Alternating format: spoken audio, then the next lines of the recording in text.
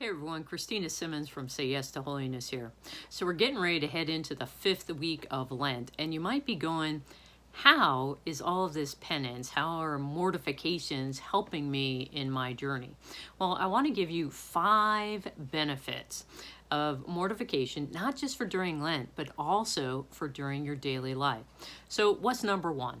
The first is that anytime that we mortify ourselves, anytime we make a sacrifice by, accepting those things that we do not like, cannot change, did not choose, and don't understand, is that we're uniting ourselves with Christ's sacrifice, which means that we're conforming our will to God's, just as Christ did. So that's one benefit, is we become more like Christ.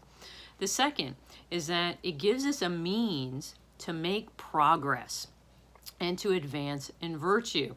One of the biggest things that mortifications does is that it really will tie us to different things, will keep us tied to distractions, to comforts that are really impacting our senses. So they're dissipating, and big words, dissipating and dispersing our senses. So what is going on is that we're getting distracted and our senses are being satiated. They're being taken care of. And when we're in comfort, what happens is that we're not really able to grow in love. So the second benefit is that mortifications will help us grow in virtue. So we're advancing, but they help us grow in our capacity to be able to love.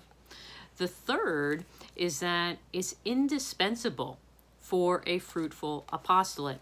Now, apostolate is very simply just where it is that you are and how God is calling you to go and to serve him. So our apostolate is wherever it is that you are, and our prayer grows in value when we have accompanying sacrifice. God always talks to us about prayer and sacrifice. Well, the soul of the apostolate, the heart of any apostolic activity, has got to be rooted in prayer. If we don't truly believe in what it is that we're doing, why are we doing it? Well, if we truly believe in what we're doing, why aren't we praying for it? This is the reality that Father Chautard wrote about in the book, The Soul of the Apostolate, in which he tells us that anything that we're going about doing apostolically, we need to be offering sacrifice along with the prayer, in order to, be able to truly bring about great fruit. So that's the third benefit. The fourth is that it gives us an opportunity to offer reparation for our own sins and past failures, but also to help us, and this is the fifth, helps us redeem the world. So the fourth benefit is that it serves as us making amends for our own sins, our own past failures, and it transforms it into new life. God always will bring about good through all things. So when we are offering freely, in particular mortification, what happens is that it's able to make amends, serve as reparation for our past sins and failures, and it is transformed into new life. So the fifth one, and I already kind of shared it, is that it helps us redeem the world.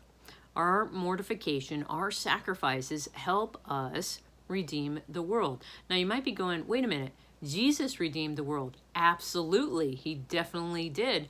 But the great invitation is that God calls us into being co-workers in the vineyard along with him, to bring about the sanctification of the world, to work alongside him. Our Lady, Mother Mary, she tells us this time and time again, especially in all of her apparitions, all of her messages. She always is sharing about penance, and prayer. Pray the rosary, offer penance. Why? For reparation for the sins of others. So not only does mortification help us, but it also helps us redeem the world, because it's helping bring about the sanctification of the world. So what are those 5 benefits again?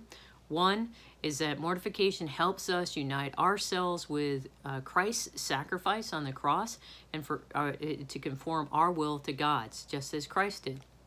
Second, for us to make progress and advance in virtue by helping us distance ourselves from comfort so that we can grow in our capacity and love. Third, it's indispensable to have a fruitful apostolate. We need to be offering prayer and sacrifice. Fourth is that it serves as reparation. We're making amends for our own past sins and failures, and it's transforming it into new life in our own lives.